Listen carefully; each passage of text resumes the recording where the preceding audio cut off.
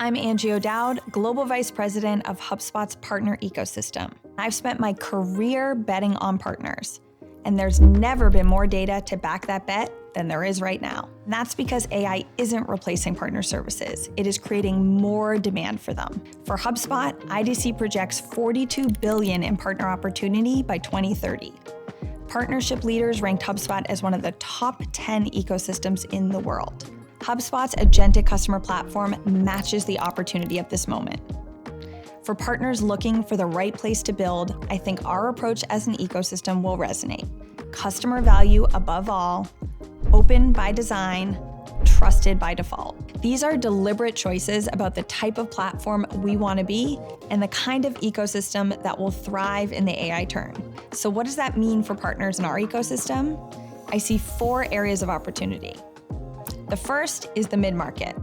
Large mid-market deals grew north of 40% last year, and HubSpot's Agentic customer platform is delivering on the depth and context that drives outcomes. Second, Agentic Acceleration. AI-first engagements are growing at an accelerated rate, and we're working toward full API parity.